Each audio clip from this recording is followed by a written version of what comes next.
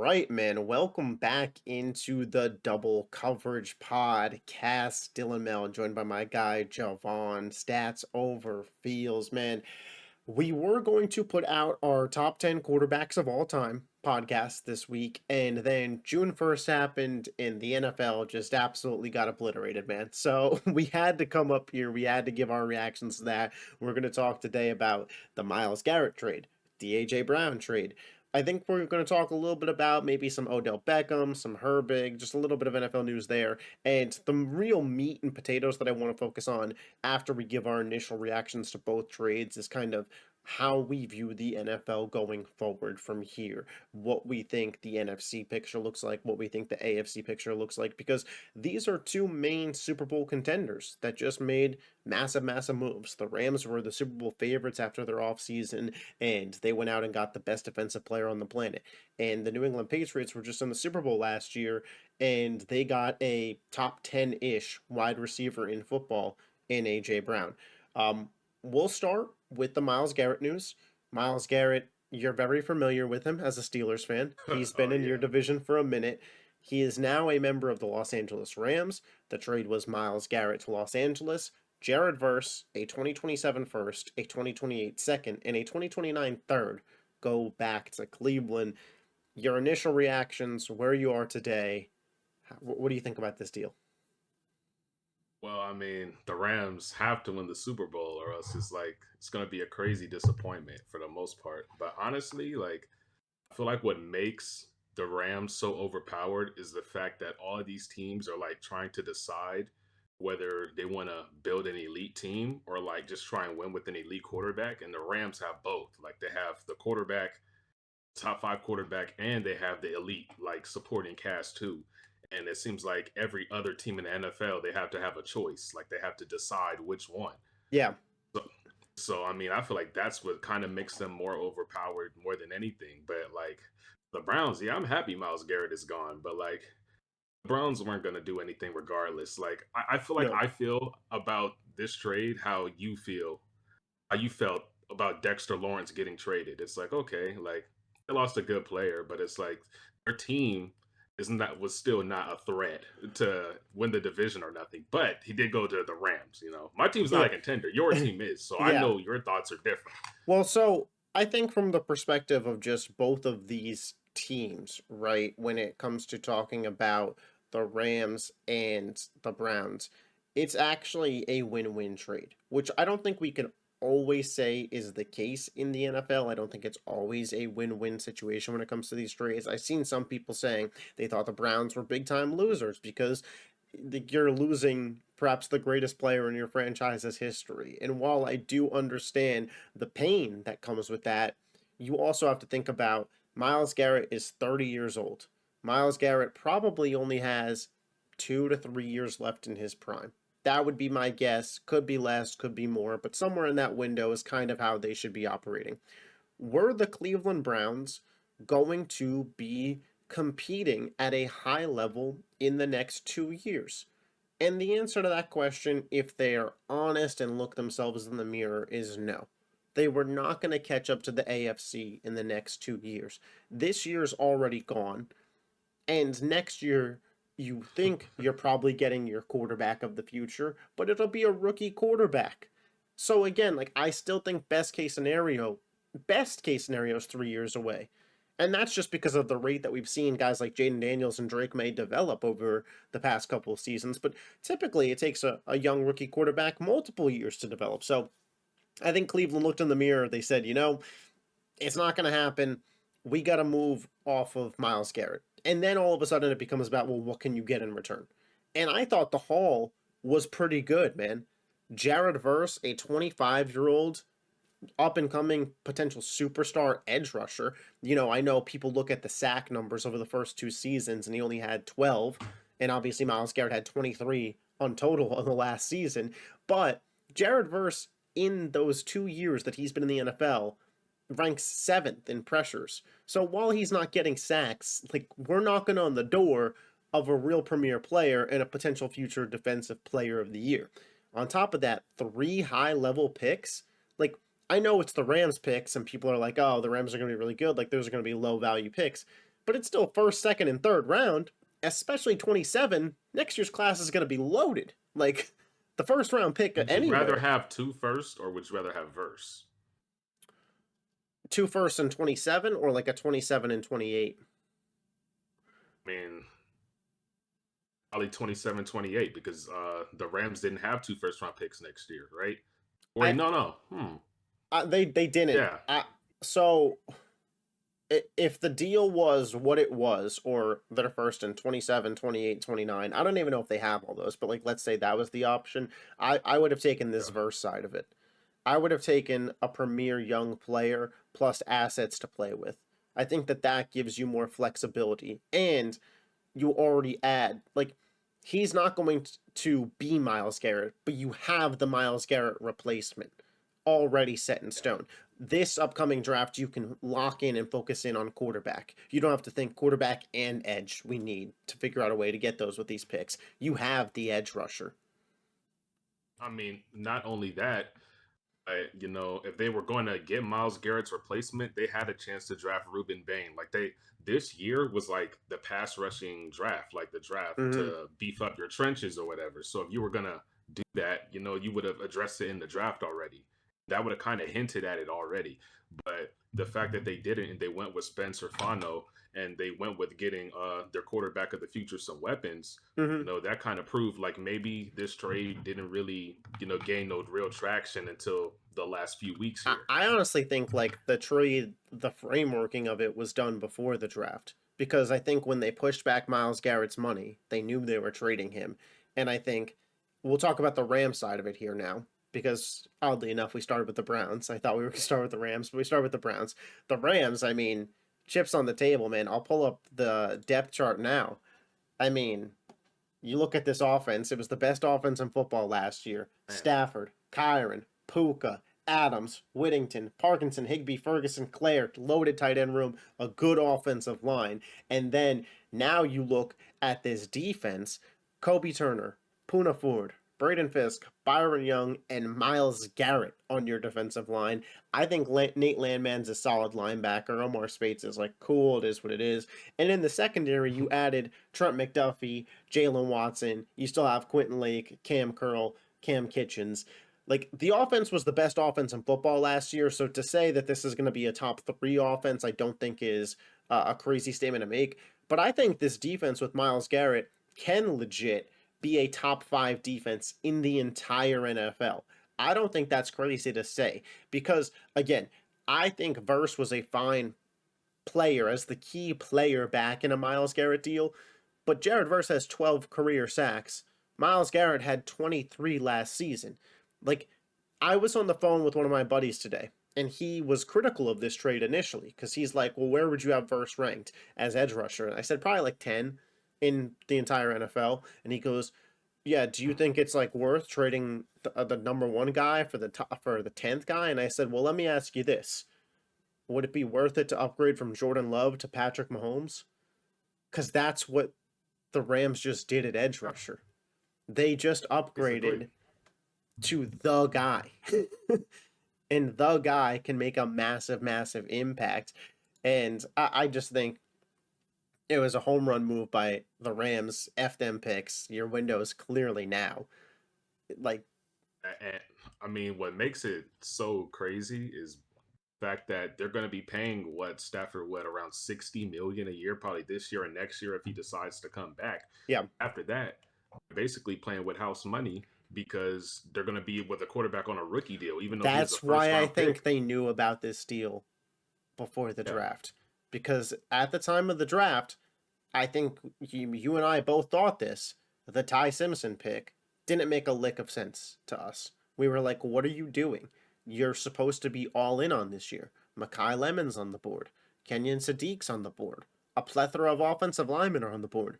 Ruben Bain was on the board. And we were like, Ty Simpson?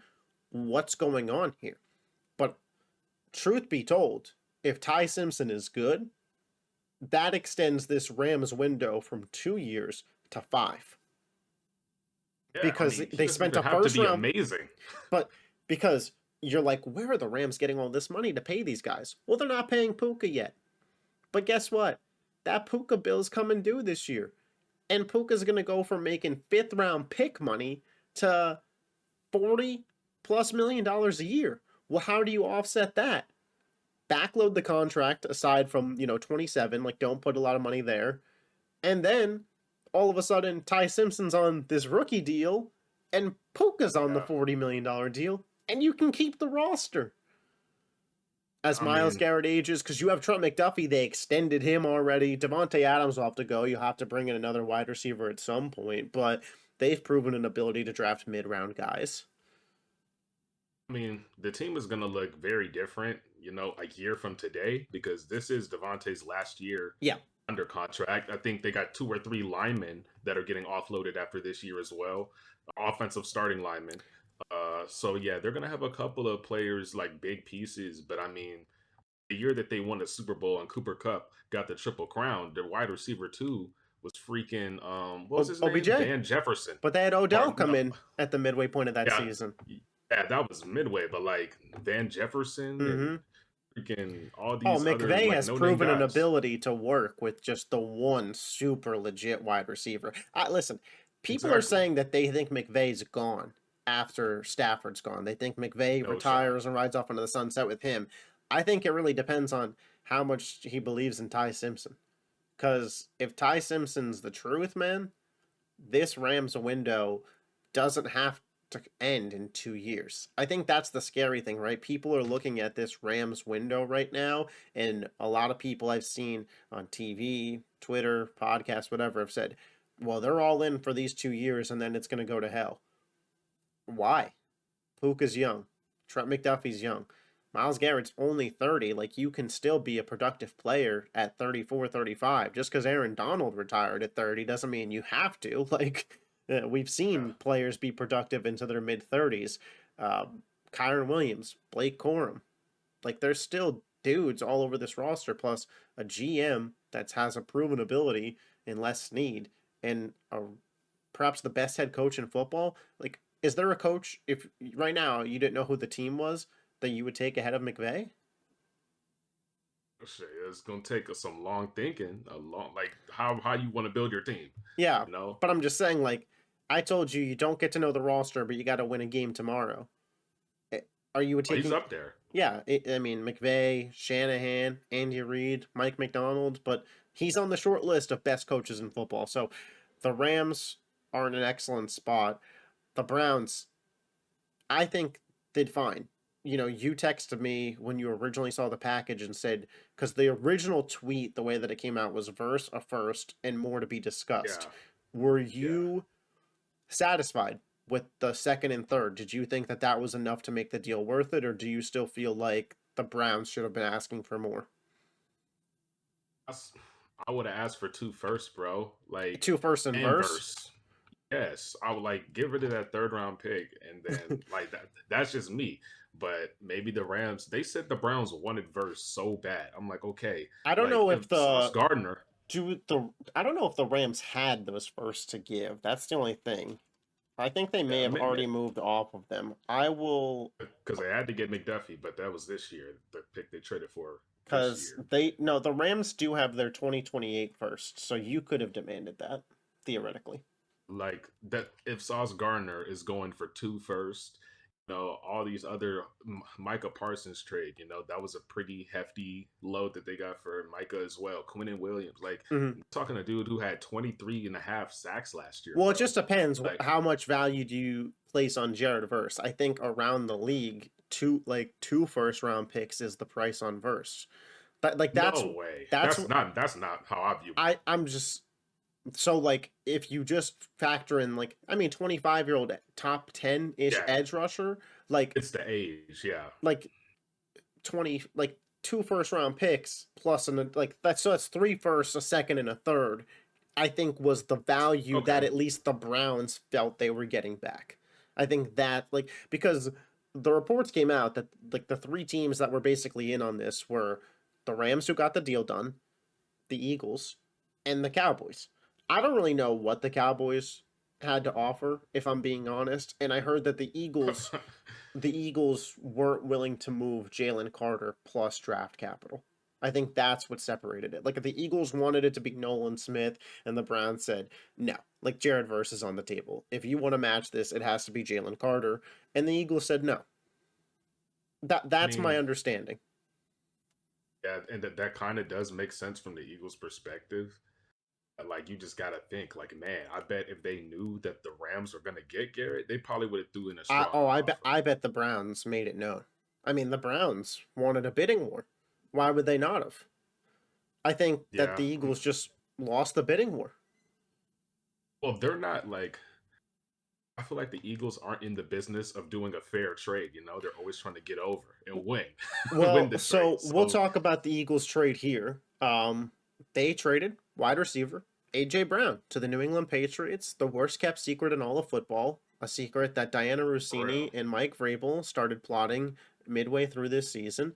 And tweets came out, and AJ Brown wasn't happy despite the team winning. AJ Brown wasn't happy until AJ Brown was getting numbers and the team wasn't winning. I digress here. I still got love in my heart for AJ because he was part of a Super Bowl team. So I'm not going to hold any grudges. But I think some of the reporting on things after the fact has been a little like, well, let's not pretend AJ yeah. was like an angel all season here. So AJ Brown goes to the Patriots, a 2028 first and a 2027 fifth go back to Philly. There were like weeks of reports going on where people were trying to convince you on Twitter some Patriots narrative that like a first round pick wasn't going to be dealt in this deal, and it was just something I never bought into. I know AJ Brown's like a year and a half older than Jalen Waddle, but AJ Brown has been far more productive than Waddle. He's better, straight up. He's just yeah, straight up a better player and a physical receiver who I think his skill set could age better than a guy who's more dependent on speed to win. So to me, a first not being included was always ludicrous. I think the fact that it's a 2028 first and not a 2027 first is already New England getting off on a solid deal there, like not having to give up your first round pick in a loaded draft class. Like you get to continue to Bro. build still with your young quarterback. Like they should be happy to have given up a 2028 first. Um, but your gut reaction to this deal? Did you think there was a winner? Did it for a win-win both sides? I would say it was a win-win on both sides. However, like I just don't understand the Romeo Dobbs trade. I don't really get that one, you know. And Well, like, it was a what's up free agency next? signing, so like they paid him. Oh yeah. They traded Wicks. I'm tripping. They traded Yeah, Wicks. I'm thinking the Packers. But yeah, I'm like, what are you doing here? You have Kayshawn Booty. He was one of the best deep threats in the league, probably second to Alec Pierce last season. You have Kyle Williams. You drafted what, second or third in the second or third round a yeah. year ago? I wouldn't be What shocked are if he we? got traded. I wouldn't be shocked if he got traded. And he would be an amazing receiver for somebody, Booty or Williams, you Yeah, know. I think one But of those guys gets moved before because you also have to think Matt Collins and Pop Douglas are on this depth chart. So like you already have enough. loaded now? You have like enough veterans, and we'll just pull up the Pats offense while we're here talking about it. But you already have enough veterans where you don't really necessarily like a guy like Booty or Kyle Williams, kind of the draft capital that they can get you back is worth it because you look at the weapons now at Drake May's disposal. In the running back room, Ramondre Stevenson, Travion Henderson. I actually think Jam Miller's fine too. Like I think they have three decent backs that you could run out there. AJ Brown now is your legit wide receiver one on this team. Romeo Dobbs, we talked about this during free agency where it was like if the plan is to get AJ and Romeo Dobbs as your two, I really like it. If you're going into this season with Romeo Dobbs as your one, I don't really like it. Mm, But he's the yeah. two, and I like it as the two. I like him as the two. And whether they keep Boudet or Kyle Williams, paired that with Pop Douglas and Matt Collins, I think that's a really, really solid room. And Hunter Henry and Eli Raridon out of Notre Dame, I think, is a solid tight end room too. The offensive line, I actually want to get your opinion on it because I've gotten some pushback from Patriots fans. Do you like the offensive line? I think it's like okay, but Patriots fans have tried to convince me like that they have a top-notch offensive line, and I just I'm just not seeing it. I don't know. It's not top notch. It's not even top 10. That's what But I mean. But the fact that they've surrounded May with the ultimate bailout receiver, basically, and Mac Hollins was that guy last year. Now they have three of those guys, three Hmm. jump ball catch point Yep. guys. I mean, they should be able to really move the ball effectively, even more than they did last season. For Kayshawn Booty, I think he's gonna be like, if they don't trade him before the season starts, I think it'll be like a Rashid Shaheed trade. You know, like they a contending team that just needs a deep threat to Hmm. kind of put them over the top. Maybe they go out and get Kayshawn and whatever, and they bring him in like Shaheed I was for think the Booty makes Saints. the most sense to trade too, because his skill set's so similar to AJ, in the sense of like AJ and Mac Collins. It's kind of redundant. Like at least Kyle Williams is more of a speed over the top guy. Like you don't Redundancy really, everywhere. but like Kyle Williams, speed over the top guy, Pop Douglas, slot guy. Like it feels like those guys could fit better into those roles, play specific. I just don't see a situation where you draw up a play for Kayshawn Booty where it just wouldn't be an AJ Brown play. Exactly. But like I can see a thing where it's like, hey, AJ, you go 10-15 out, Kyle Williams, you go 25 out and burn him. Like I can see Yeah. that. Like I can envision that. So overall, I thought that this was a really, really good trade for New England. We had a couple conversations about the Patriots here and there where it was we were at least myself. I don't want to speak for you. Myself, I was feeling somewhat unconfident that the Patriots were going to be a playoff team again in 2026. I thought that the AFC had started loading up teams like the Bengals, the Chiefs, the Ravens that didn't make the playoffs. We're all going to try and make a push this year. Buffalo got better, Houston got better, Denver got better, and I thought, is New England sitting on their hands here? And then this trade happens. And I sit back and I think about it and I look at this offense and I go, damn, Drake May just finished second in MVP. And I know it was an easy schedule, but he was real efficient, man. And he is only getting better. Travion Henderson in year two. You add in a guy that I still believe has top 10 talent upside in AJ Brown as your wide receiver one. That's an upgrade from Stephon Diggs. Romeo Dobbs is your two. To me, that's an upgrade over Kayshawn Booty. And now you have a plethora of guys that could be your three. It was already a top tier offense last year, and I don't love the offensive line, but they improved it. They add in Caleb Lomu. If Elijah Vera Tucker could stay healthy, that's an improvement. And I'm like, man, this is going to be a top 10, maybe top 5 offense in football. I look over at It the should be. I look over at the defense. Well, the secondary still has Gonzo, Carlton Davis, Marcus Jones, Kevin Byard. And I'm like, damn, that's pretty solid. Milton Williams, Christian Barmore, Harold Landry, Robert Spillane, Draymond Jones in the front seven. And now I sit here today and I think, the Patriots feel like a locked playoff team. And if Drake May and A.J. Brown develop a real connection, they're legit contenders. And by the way, it's Drake May's second year in this Josh McDaniels system. And we know quarterbacks tend to improve a second year in a system. I mean, I'm always gonna believe in the Patriots. Like they've gotten drastically better. And honestly, top to bottom, with depth included, they probably have the best wide receiver core in the league.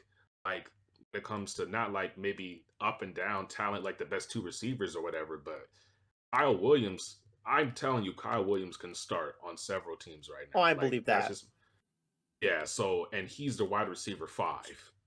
That's what I'm trying to say, and you give a quarterback that was second in MVP voting that much talent, they should have the top five offense. He's probably going to lead the league in passing next year. And I mean, Ooh, it would be crazy. He probably will, bro. I mean Not even Stafford still got all the dudes from last year. Stafford. They're going to be up in a lot of games, and So are the the Patriots Patriots schedule. though. I mean, We don't know that their schedule's a lot harder. I mean They're going the to have Rams to. got a tough schedule too though. I know that the Rams got a It's super that team, but it is the NFL. That is true. I think the Rams are going to be ahead in a lot of more games than the Patriots. They're going to have to play some close games this year. Yeah. I feel like Drake May is going to have to throw the ball a lot more. So I feel like that would be my deciding factor. But I mean, you know, Dak and Burrow are always going to have those yards. yeah, and the thing about it is like really shows you what certain teams value. The Rams didn't need Myles Garrett, Mm-mm. honestly. And you look at all these other teams, you look at the Bears, who I thought should have been they should have mortgaged everything to get Myles Garrett, but they didn't have no pass rushers to give up. You gonna give up Sweat? Nah, he's I not mean, worth two that's not first. going to move a needle if you're Cleveland. Yeah, exactly. That I mean, so it's like you want to do the pass rush by committee. We just saw two teams in the Super Bowl. Well, There was not one all pro pass rusher in the Super Bowl this past year. So everyone says you need that guy to put you over the hump. Teams that we just saw in the Super Bowl did not have a freaking Micah Parsons or a Miles Garrett or a yeah, TJ Watt or that's a true. freaking Will Anderson Jr. I mean, even though Anderson Jr. could have been there, Hmm. but I mean, it just shows you what you value and coaching, scheming. It matters a lot more than you think now. With that being said, I want to get your take on the flip side of this, the Philadelphia Eagles, because obviously I have some bias. They're my team. I don't hide it. I believe in them. But I've seen some chatter first, people talking as if like kind of this trade was surprising to them, and they're like, "Oh, are the Eagles in some real trouble now that this trade happened?" And my 2 cents on it is, AJ Brown was like good last year, but he had 1,006 yards. That wasn't like some all pro caliber season. that And offense was. and I know, but it was the offense was bad.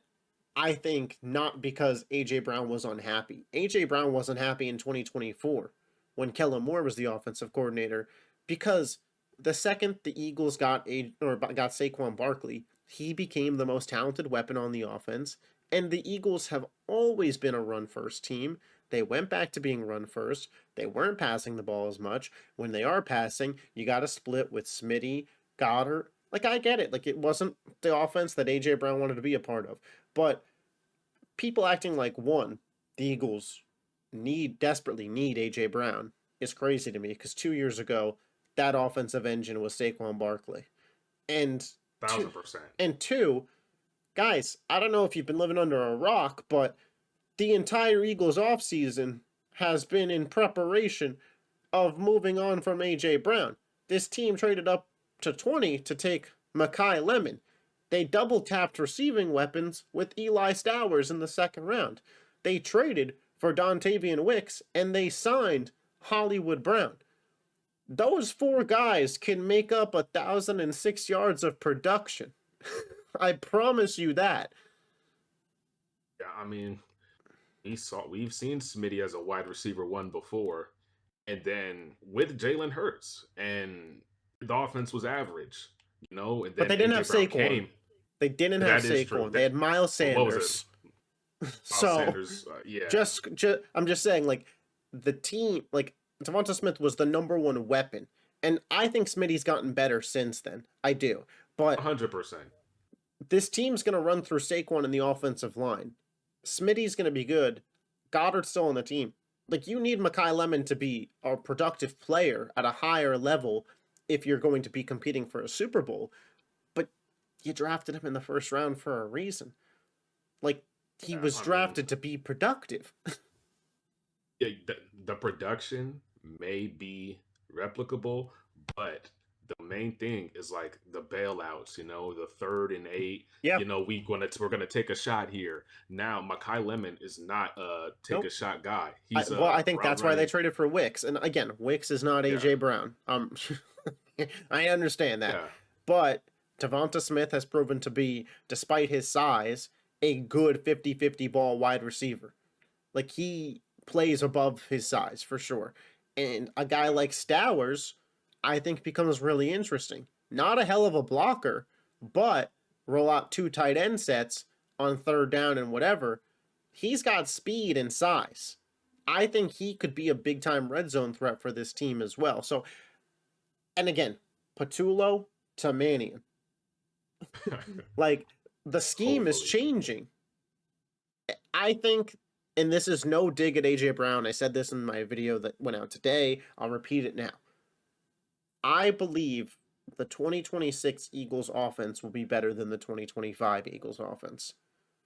I think with the moves made to the So coaching staff and additional weapons added, the offense will be better. I mean, and people could laugh, and I just want to put it it was in. horrible. I mean, it was That's horrible what I mean. for your standards. I just want to put it in perspective when we talk about the Philadelphia Eagles offense.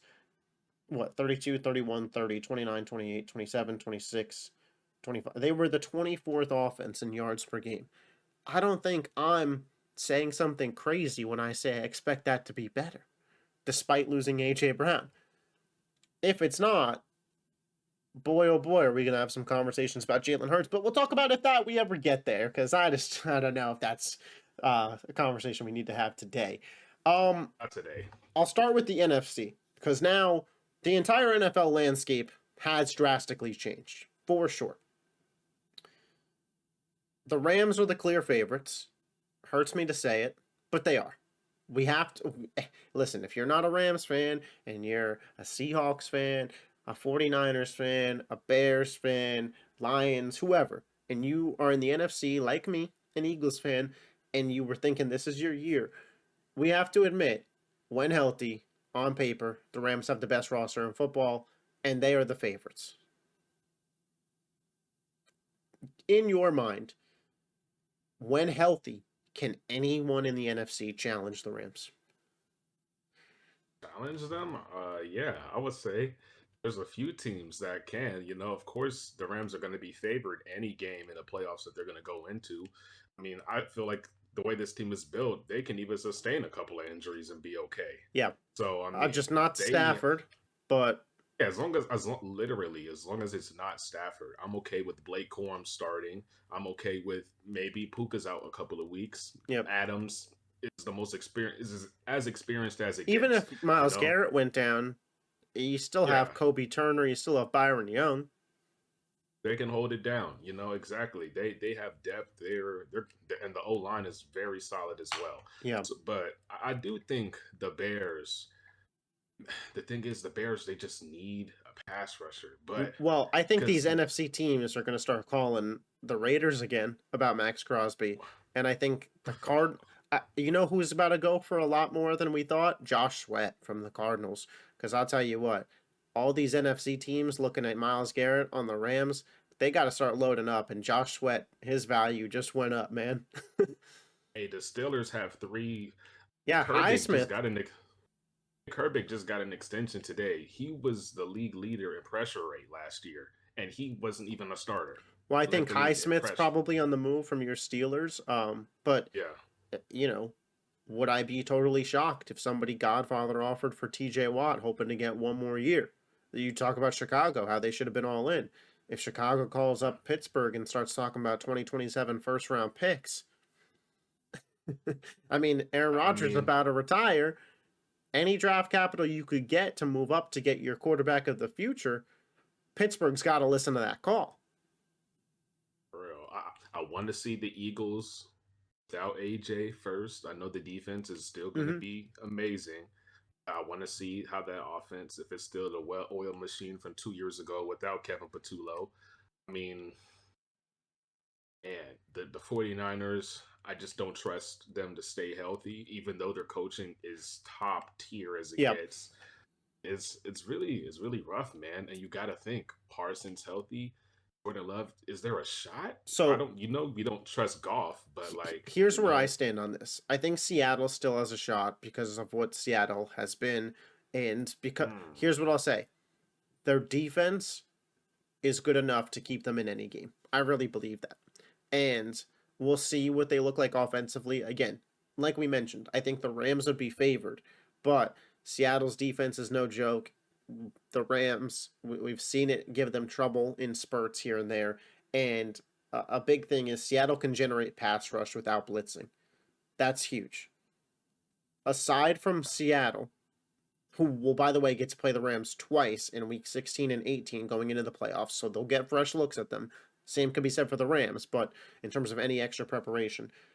Aside from that, I think you said the exact perfect teams: Chicago, Green Bay, Philly. Why? Because why?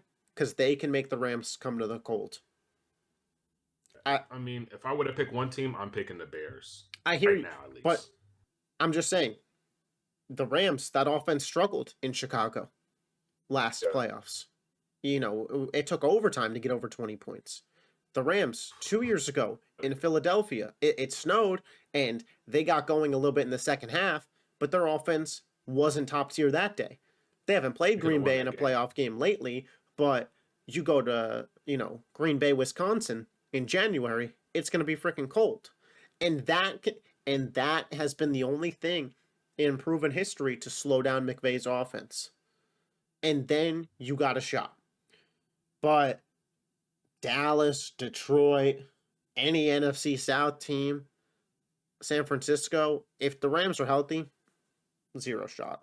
That's what I'm giving it. Yeah, Um, yeah. I mean, you're not crazy to say that. I don't yeah, think I, so. I would my biggest competitor to the Rams, I think I would still say Seattle today, but Chicago and Philly, I think, are I'm worth not as mentioning. I know you're I'm not as not as high on high on Seattle, Seattle. but I'm not that high on them this year, but I do think the last season was magical for them. But I think it's the I Bears are just coming, the Lions are coming. I think that Mike McDonald and what he's got built there with that defense, it's just yeah. Listen, unless Sam Donald turns into a pumpkin, but he's got back-to-back 14-win seasons and he just won the Super Bowl, so I'm not gonna sit here and say it'll happen. The AFC now. The AFC betting on favorites to win the conference did shift slightly. The top six teams now. I believe this is in order.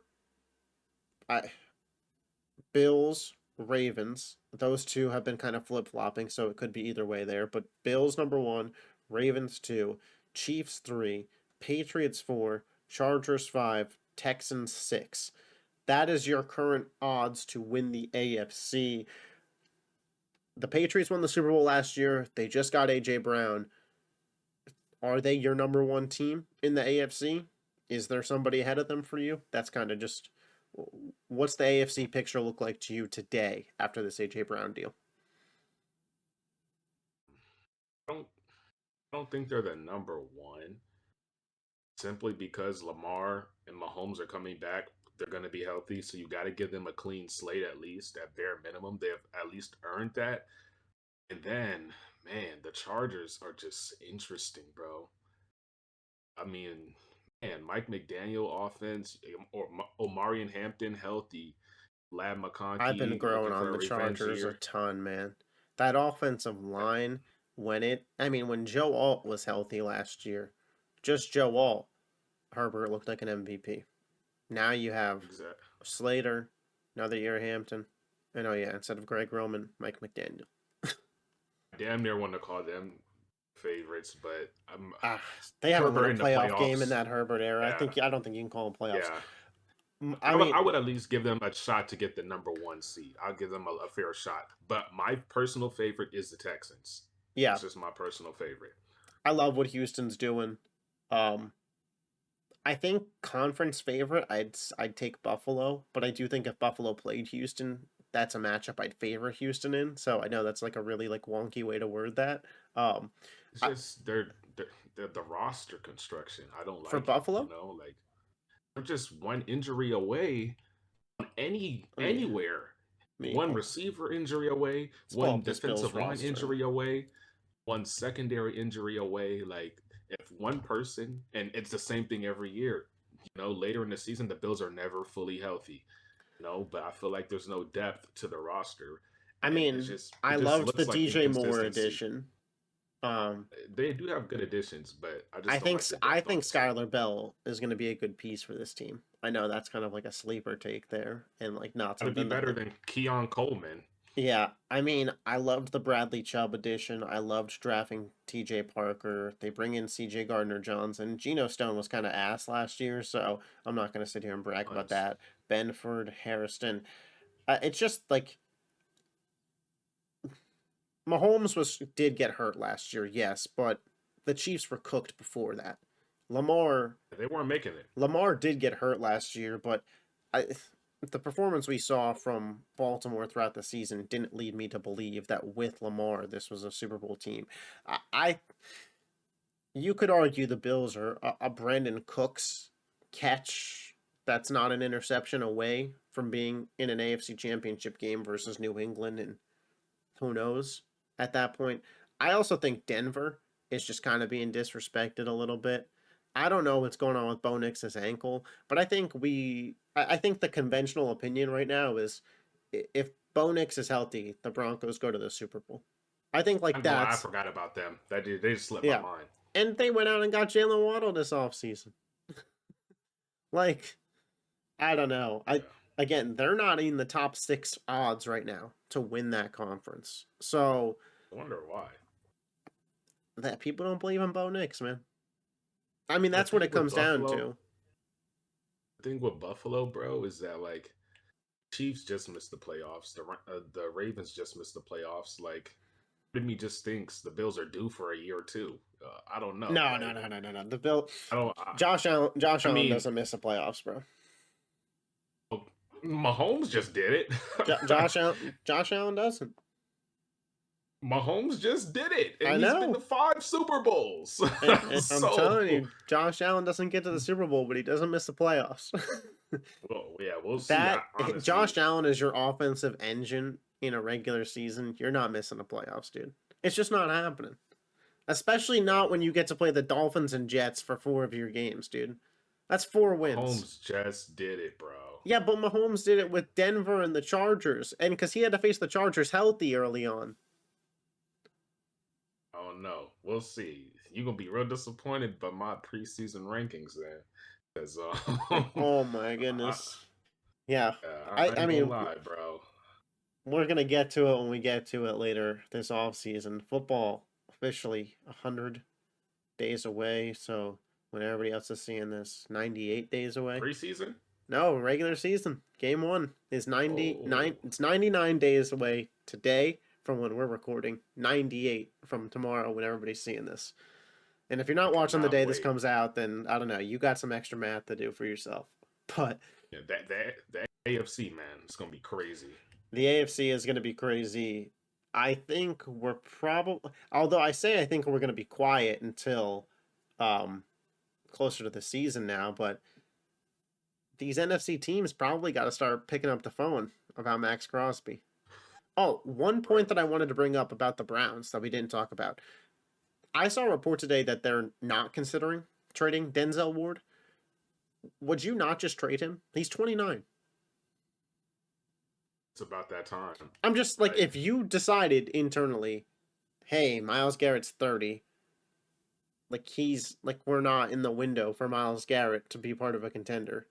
Are you in the window for 29-year-old Denzel Ward corner who his position probably relies a little bit more on athleticism than edge, at least speed for sure.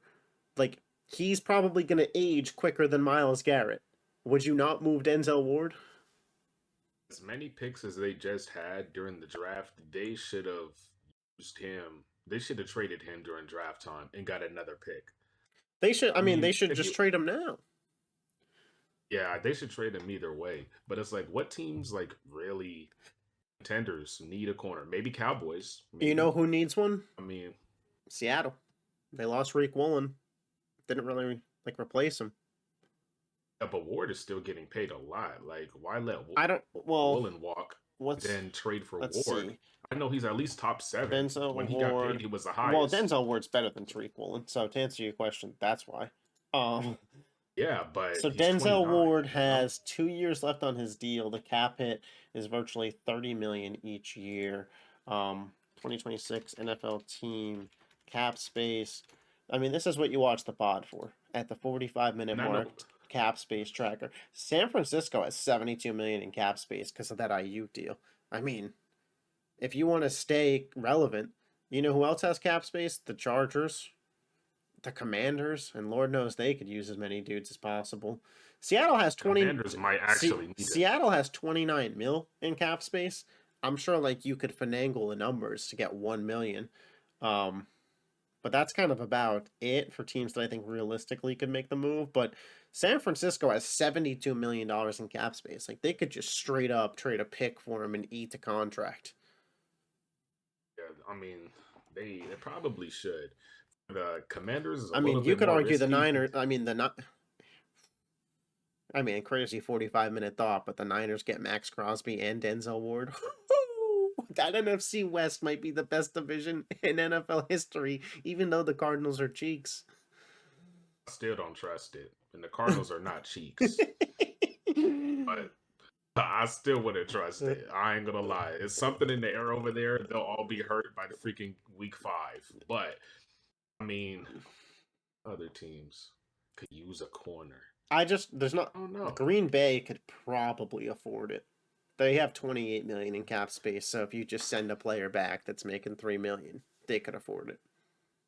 That would be that would be good, you know. I mean, but they're talking about not dealing Ward at all. I mean, Yeah, they're just gonna that let him that part sit of there it. and rot away. Yeah, that part of it's kind of weird to me, but I digress. As always, let us know your thoughts in the comment section down below. What'd you think of the Myles Garrett trade? What'd you think of the AJ Brown trade? And how does it change how you look at the NFL going forward into the season?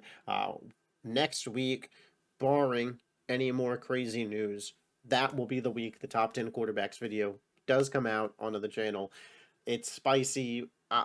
I'm excited to see your guys' reactions to it. But you got to wait another week because June 1st, the NFL decided, let's go crazy. We will catch you guys next time. All of our socials are linked down below. My guy Javon started posting some more on TikTok. I seen the videos, I seen the edits. He's getting in there. He's getting in the lab right now as he recovers from his surgery. Fine. So he's spending that time in the lab. Um, but yeah, we'll catch you guys next time. Peace.